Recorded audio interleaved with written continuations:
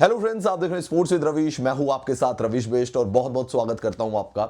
और आज का सवाल यही है दोस्तों कि क्या रविचंद्रन अश्विन की बेइज्जती हुई थी या उनको डिसरेस्पेक्ट किया गया था जिसकी वजह से उन्होंने रिटायरमेंट अनाउंस की बॉर्डर गावस्कर ट्रॉफी के बीच में। तो इसके बारे में दोस्तों डिटेल से बात करेंगे। आपने अगर अभी तक हमारे चैनल को सब्सक्राइब नहीं किया है तो चैनल को सब्सक्राइब कर लीजिए, बेल आइकन को दबाना ना भूलें ताकि नोटिफिकेशन आपको टाइम टू टाइम मिलता रहे। रवीश बिस्ट 1 के नाम से मेरी इंस्टाग्राम आईडी है, रवीश बी ऑफिशियल के नाम से मेरा ट्विटर हैंडल है, वहां पे भी जाके आप दोस्तों मुझे फॉलो कर सकते हैं। तो दोस्तों, जैसा कि आप जानते हैं कि बॉर्डर गावस्कर ट्रॉफी का जब ब्रिस्बेन टेस्ट मैच खेला गया, जो कि एक्चुअली सीरीज का तीसरा टेस्ट मैच था, वो जब खत्म हो रहा था तो उसी बीच खबर आ गई कि रविचंद्रन अश्विन, जो कि भारत के नंबर 1 स्पिनर रहे, वो रिटायरमेंट लेने जा रहे हैं। उसके बाद एक प्रेस कॉन्फ्रेंस होती है जिसमें रोहित शर्मा आते हैं और अश्विन भी आते हैं, और अश्विन ये बताकर चले जाते हैं कि उन्होंने इंटरनेशनल क्रिकेट से रिटायरमेंट ले ली है। हालांकि वो क्लब लेवल की जो क्रिकेट है यानी कि आईपीएल जो है उसको वो खेलना जारी रखेंगे। उसके बाद रात की फ्लाइट पकड़ते हैं अश्विन और चेन्नई पहुंच जाते हैं। उससे पहले उनके फादर का एक स्टेटमेंट आता है कि हो सकता है कि ह्यूमिलेशन हुई हो, उनकी डिसरेस्पेक्ट हुई हो, इसकी वजह से अश्विन ने ऐसा फैसला लिया हो 20 सीरीज में। हालांकि अश्विन बाद में आते हैं, वो कहते हैं कि मेरे जो फादर हैं, मेरे पिताजी जो हैं, वो शायद मीडिया को इतनी अच्छे तरीके से हैंडल नहीं करना जानते हैं या मीडिया में कैसे बात करनी है उसके यूज टू नहीं है, तो शायद उन्होंने ऐसा बोल दिया होगा। लेकिन गाहे बगाए ये खबर आती रही। अब भाई बंगाल के जो क्रिकेटर हैं मनोज तिवारी, उनका एक स्टेटमेंट आया है और उनका स्टेटमेंट गौतम गंभीर के बारे में भी आया था कि भाई आईपीएल तो हम सबने मिला के जीता था, लेकिन क्रेडिट गौतम गंभीर ले जाते हैं सारा का सारा। जिसपे कि हर्षित राणा ने भी ट्वीट किया कि नहीं, गौती भाई तो भाई टीम मैन हैं, वो टीम को आगे रखते हैं, यंगस्टर्स को ज़्यादा प्रमोट करते हैं। अब दोस्तों मनोज तिवारी का ही एक स्टेटमेंट आया और मनोज तिवारी ने कहा है कि अश्विन जैसे खिलाड़ी को, अगर अश्विन जैसे खिलाड़ी को बीच सीरीज में रिटायरमेंट लेना पड़ जाए तो इसका मतलब यह है कि कहीं ना कहीं उनकी कुछ ना कुछ डिसरेस्पेक्ट हुई है, वरना अश्विन ऐसा फैसला नहीं लेते।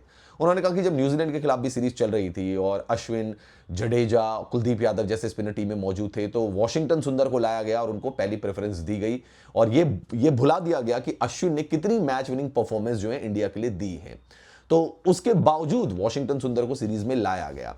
और फिर जब ऑस्ट्रेलिया में भी अगर हम देखें दोस्तों तो पहला मैच जो है वो वॉशिंगटन सुंदर को खिलाया गया, अश्विन को नहीं खिलाया गया।